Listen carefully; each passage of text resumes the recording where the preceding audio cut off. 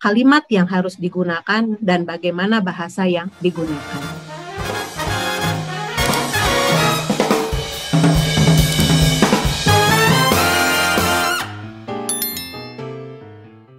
Bu, kalau bersama ini kami mengundang bla bla bla pada gitu, itu pakai titik dua nggak sih? Kok tadi Gimananya? Padanya seperti yang tadi saya contohkan ya Pak ya, di sini ya? Pada titik dua, terus ya, di hari, sini. tanggal, nah, ini tidak itu perlu harinya nggak perlu. Tidak Harinya perlu juga titik dua di sini. Hari, tanggal, pukul, ya, hari, acara, tanggal, pukul, acara semuanya kecil penulisannya, tidak huruf kapital seperti itu. Ini beberapa surat, ini sederhana yang saya contohkan karena saya hanya ingin memperkuat di aspek penulisan. Sistematikanya juga kita akan membahas nanti gitu ya, sistematikanya akan kita bahas juga. Beberapa hal yang baik secara umum, Ibu Bapak kan maksud saya gini, mengapa saya membandingkan antara sistematika yang biasa yang biasa dimiliki atau acuan yang digunakan oleh Ibu Bapak, Kementerian Ibu Bapak, dan dari Ibu Bapak juga pasti suka menerima atau bahkan menerima dan mengirimkan surat itu ke pihak yang lain. Yang tentu saja bisa jadi ada beberapa hal berbeda. Nah, lalu ini contoh surat tugas. Saya juga menerima surat tugas yang dikirimkan oleh ini. Izin Bu Eli mau nanya.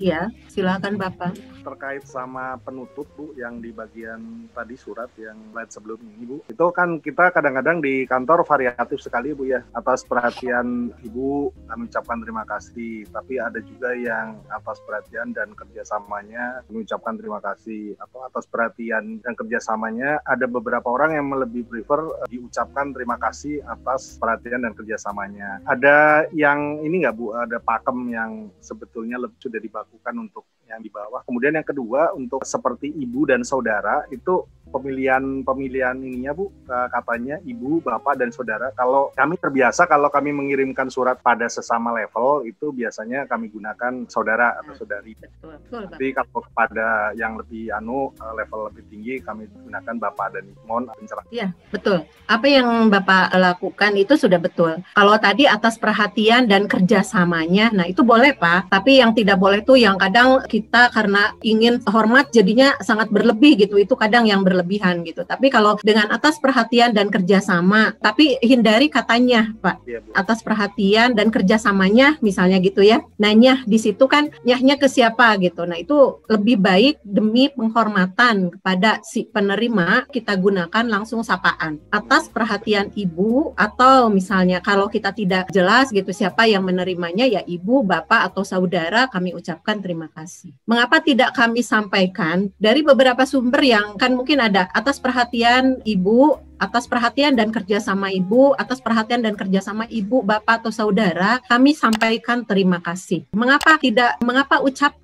tidak sampaikan? Nah ini saya membaca beberapa sumber yang terkait dengan penulisan surat dinas, termasuk waktu itu saya pernah mengisi acara juga, itu juga yang ditanyakan gitu loh, kita kan tidak sedang bercakap Bu, mengapa harus diucapkan? Kalau diucapkan itu kan secara langsung gitu logikanya, berarti kan harusnya disampaikan. Justru kalau di dalam penulisan, kita itu sebetulnya ketika kita mengirimkan surat kepada seseorang, itu kita sebetulnya sedang bercakap antara penerima dengan yang mengirimkan. Jadi yang tepat itu adalah kami ucapkan, bukan kami sampaikan. Itu saya mengambil dari beberapa sumber tentang, banyak juga sih yang masih menggunakan kata sampaikan gitu. Nah itu saya mengambil sumber dari beberapa penulisan surat dinas dan hasil diskusi dari buku yang Ibu Sugi. Jadi alasannya itu, selama ini kadang kita menulis surat itu kan kita tidak paham ya. Yang penting kita menulis surat itu seperti apa yang orang lain lakukan. Nah itu makanya. Jadi mengapa saya di sini menyampaikan secara umum maupun nanti secara khusus yang ada di Bappenas, karena ada kalanya kita mengirimkan surat pada orang lain dan ada di luar, maksudnya secara eksternal, ada kalanya juga kita menerima surat dari pihak lain tapi secara eksternal. Jadi ini memang harus dipahami. Mengapa yang satu menggunakan katanya gitu, atas perhatiannya, atas kerjasamanya, atas perhatian dan kerjasamanya, tapi mengapa yang satu ada atas perhatian ibu, atas perhatian bapak, atas kerjasama ibu, atas gitu. Nah itu logikanya ya, secara alasannya. Jadi di dalam menulis juga memang sangat terkait sama erat kaitannya, karena kita kan langsung kepada si penerimanya, itu udah terkait dengan kesantunan berbahasa. Jadi kesantunan berbahasa bukan hanya dalam tataran lisan, bahwa kalau lisan ini kita berbicara dengan siapa harus seperti apa. Tadi yang dilakukan dilakukan oleh Yunus. Pak Yunus. Ya betul Pak Yunus. Terima kasih Pak Yunus. Ya, terima kasih Ibu. Jadi lebih baik ini ya Bu ya, kerjasama, bukan kerjasamanya tapi kerjasama Bapak atau kerjasama Ibu gitu. Betul, seperti itu Pak Yunus. Jadi jelas orang yang ditujunya. Di situ itu menjadi tidak jelas gitu. Dan itu saya bilang tadi terkait dengan penghormatan kita si pengirim surat kepada penerima surat. Dan yang Pak Yunus ya lakukan, misalnya kepada yang rekan kerja seperti ini ya, pengumuman misalnya ya kepada rekan kerja, itu cukup menggunakan saudara. Tapi kepada yang lebih kita anggap, yang lebih itu kan bukan hanya dari usia ya Pak ya, status sosial misalnya, jenjang karir, pendidikan dan sebagainya gitu, jabatan dan sebagainya. Nah itu kita gunakan langsung mau menyapa dengan istilah apa, dengan kata ganti orang apa. Apakah mau menggunakan kata ganti orang ibu atau bapak? Tapi itu sudah jangan sampai juga misalnya kita menyebutkan ibu ternyata penerimanya bapak gitu. Seperti itu ya. Jadi harus jelas gitu ya, harus pasti gitu. Kalau boleh Bu, sedikit Bu. Iya, silakan Bapak. Yang sebelumnya Bu, mohon maaf. Pak Levi ya. Sedikit yang ini atau yang mana? Bu. Yang ini Bu, yang ini? tadi bersama ini ya.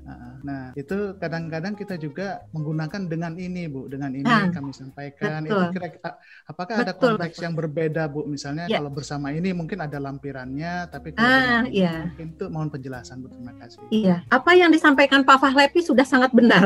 Jadi bersama ini dengan ini itu biasa digunakan dua-duanya, tapi ada kapan kita menggunakan bersama ini, kapan kita menggunakan dengan ini. Kalau bersama ini memang ada yang dilampirkan. Kalau dengan ini tidak ada yang dilampirkan. Dengan ini saya menyampaikan bla bla bla bla gitu-gitu misalnya seperti itu. Itu tidak ada yang dilampirkan. Itu dengan ini. Tetapi kalau bersama ini itu ada yang dilampirkan. Berarti kan ada lampiran, jadi lampirannya harus diisi nanti. Lampirannya apa? Misalnya 10 eksemplar buku kah? Atau misalnya, ya bentuknya misalnya 5 berkas atau apapun lah bentuknya. Tapi yang jelas kalau bersama ini itu harus ada yang dilampirkan. Sebanyak 100 eksemplar. Nah, nanti kan ada lampirannya bahwa buku ini bla bla bla bla dikirimkan sebanyak 100 eksemplar. Itu betul Pak Fahlevi. Jadi apa yang dilakukan oleh Pak Fahlevi ketika menuliskan surat itu perbedaan antara bersama ini dengan ini, dua-duanya digunakan, tetapi tentu dipilih salah satu ketika dalam konteks seperti apa. Apakah suratnya ada yang dilampirkan dalam suratnya atau memang tidak ada. Karena selama ini kita kadang bingung karena kurang paham, kita ya sembarang saja. Itu ya Ibu Bapak ya. Jadi kadang kita ya sembarang saja, kadang bersama ini, hari ini mau bersama ini, besoknya mau dengan ini. Nah, padahal kan aspeknya sebetulnya ada acuannya, ada kriterianya, ada patokan atau ada istilahnya ya, itu sudah ada pagunya ya, sudah seperti itu. Pak Fahlevi, semoga bisa menjawab. Ya, baik Bu, terima kasih. Iya. Bu, kalau boleh mau nanya sedikit Bu. Iya. Masih balik ke surat yang tadi Bu, kadang kita tuh nulis atas perhatian dan kerja sama saudara diucapkan, gitu benar nggak Bu? Diucapkan terima kasih atau lebih baik kami ucapkan? Kami ucapkan, Ibu Tera. Kurang tepat aja tuh Bu. Ya, jadi atas perhatian Ibu atau atas perhatian Bapak kami ucapkan terima kasih. Di atasnya kan bersama ini dikirimkan buku, terasa dari nilai rasa berbahasanya terasa agak kurang sopan ya Ibu ya. Jadi tadi saya bilang bahwa di dalam berbahasa menulis surat itu ada aspek kesantunan berbahasa gitu. Jadi kalau di sini misalnya bersama ini dikirimkan buku, jadi bukan kami kirimkan tapi dikirimkan buku edit linguisnya. Atas perhatian Ibu diucapkan, menjadi dari segi kenyamanan, nilai rasa berbahasa itu sangat berbeda diterima oleh penerimanya Ibu Tera ya. Lebih baik atas perhatian Ibu kami ucapkan terima kasih. Ibu, ya itu mungkin Ibu Tera. Ya, lalu kalau ini kan dari atasan kepada bawahannya Ibu ya. Untuk menjadi pemakalah pada workshop dasar APAI misalnya ini, tugas ini diharapkan dilaksanakan dengan sebaik-baiknya gitu. Ada juga misalnya apa boleh tidak kita menuliskan tugas ini harap Anda laksanakan dengan sebaik-baiknya setelah selesai menjalankan tugas. Jadi kita memang sama halnya ketika kita bertutur atau berkomunikasi, kesantunan berbahasa bahasa itu memang diperhatikan gitu. Kalau kita dengan sesama, kalau dari atasan ke bawahan, ya silakan gitu. Tapi dari bawah ke atas misalnya, kita harus menggunakan bahasa seperti apa. Ketika kita bertutur, bercakap, atau ketika kita menyampaikan, menginformasikan sesuatu kepada orang yang satu level dengan kita, juga kita punya bahasa sendiri. Ini surat yang biasa saya terima dari bagian akademik ketika saya mengisi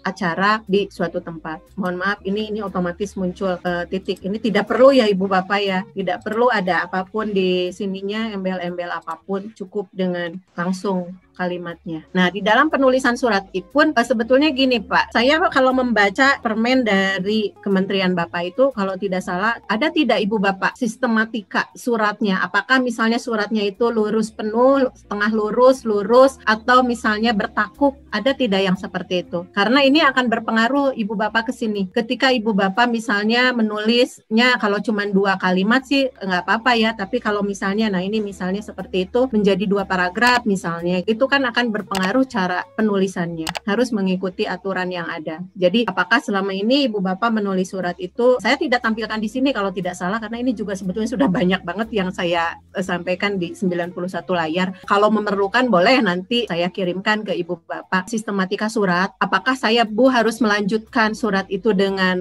seperti ini, berspasi atau tidak berspasi, atau harus bertakuk, menjorok maksudnya, harus menjorok atau tidak. Nah, seperti itu. Itu sebetulnya bergantung pada jenis surat yang digunakan oleh Ibu Bapak. Sistematika mana yang digunakan? Apakah misalnya menggunakan lurus penuh, setengah lurus, atau yang bertakuk tadi? Yang paling banyak digunakan itu memang yang lurus biasanya, karena dianggap lebih hemat, tidak memakan tempat kalau yang lurus itu. Biasanya yang lurus yang digunakan. Nah, saya tidak tahu di Ibu Bapak biasanya menggunakan yang mana. Apakah misalnya digunakan salah satunya atau acuannya lebih ke hal yang mana Ibu Bapak? Itu biasanya kaitannya lebih pada aspek yang ada di tubuh suratnya, di kontennya, di isi suratnya. Udah jelas orangnya. Kalau boleh saya tahu, biasanya Ibu Bapak menggunakan yang mana?